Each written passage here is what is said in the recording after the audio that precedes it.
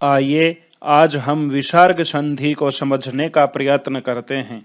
इसमें पहला नियम है सत्व संधि।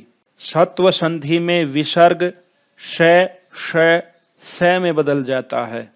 अब जानेंगे कि किस परिस्थिति में विसर्ग तालव्य श में बदलता है, किस परिस्थिति में मूर्धन्य श में बदलता है तथा किस परिस्थिति में दंत्य श में बदलता है। तो इसका पहला नियम है विसर्ग के बाद यदि च छ या तालव्य श हो तो विसर्ग का आधा तालव्य श बन जाता है। जैसे हरिहि जमा शेते, यहाँ विसर्ग के बाद तालव्य श होने के कारण यह विसर्ग भी तालव्य श में परिवर्तित हो गया तथा शब्द बना हरिष शेते। तथा हरिहि जमा चंद्र, यहाँ विसर्ग के बाद च आने पर यह विसर्ग इस श में परिवर्तित हो गया तथा शब्द बना हरिष चंद्र। इसका दूसरा नियम है विसर्ग के बाद यदि ट ठ या मूर्धन्य श हो तो यह विसर्ग भी मूर्धन्य श में बदल जाएगा। जैसे राम है जमा टीकते, यहाँ विसर्ग के बाद ट आने पर विसर्ग मूर्धन्य श में बदल गया तथा शब्द बना रामष्टीकते। इसका तीसरा नियम है यदि विसर्ग के बाद त थ क ख प फ या स आए तो विसर्ग का दंत्य स बन जाता है। जैसे राम है जमा करोति, यहाँ विसर्ग के बाद क आने पर विसर्ग का यह स बन गया। इसी प्रकार नमः जमा ते, यहाँ विसर्ग के बाद त आने पर विसर्ग का यह स बन गया तो शब्द बना नमस्ते। इसी प्रकार निह जमा संतान, शब्द बना निस्संतान तथा दुःसाहस बनेगा दुस्साहस। अब इस नियम को यहाँ से भी समझने का प्रयास करते हैं।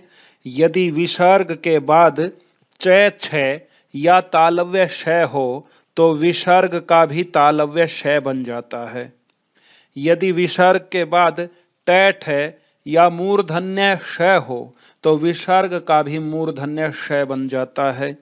यदि विसर्ग के बाद क ख प फ त थ हो या दंत्य स हो तो विसर्ग का भी दंत्य स बन जाता है। दूसरी विसर्ग संधि का नाम है ओत्व संधि। इसमें विसर्ग का ओ बन जाता है। यदि विसर्ग से पहले ए हो तथा बाद में ए हो या वर्गों का तीसरा वर्ण हो या चतुर्थ वर्ण हो या पंचम वर्ण हो या अंतस्थ वर्ण हो या है हो तो विसर्ग का ओ बन जाता है।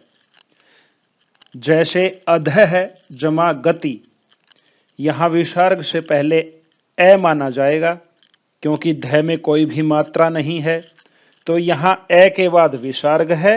विसर्ग के बाद क वर्ग का तीसरा वर्ण ग है तो इस स्थिति में विसर्ग का ओ बन जाएगा, वह शब्द बना अधोगति। इसी प्रकार मन है जमा हर, यहाँ विसर्ग के बाद है आया है इसलिए विसर्ग का ओ बन गया, वह शब्द बना मनोहर। तीसरी विसर्ग संधि का नाम है रत्व संधि, अर्थात इसमें विसर्ग का रै बन जाता है। विसर्ग से पहले यदि ए या आ को छोड़कर कोई भी स्वर हो तथा विसर्ग के बाद कोई भी स्वर हो, वर्गों का तीसरा, चतुर्थ, पंचम या अंतस्थ वर्ण हो तो विसर्ग का आधा रै बन जाता है। जैसे अग्नि जमा ज्योति, यहाँ विसर्ग से पहले ए या आ से भिन्न स्वर ई है तथा विसर्ग के बाद च वर्ग का तृतीय वर्ण है इसलिए विसर्ग का आधा रै बन गया, वह शब्द बना अग्निर्ज्योति। इसी प्रकार निह जमा आहार, यहाँ विसर्ग से पहले ए या ए से भिन्न स्वर ई है तथा विसर्ग के बाद में स्वर है, तो विसर्ग का रे बन जाता है, वह शब्द बना निराहार।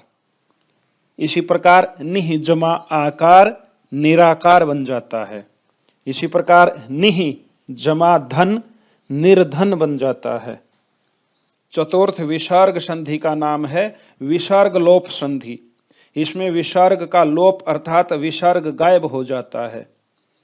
विसर्ग से पहले यदि ए हो तथा विसर्ग के बाद ए से भिन्न कोई स्वर हो तो विसर्ग का लोप हो जाता है।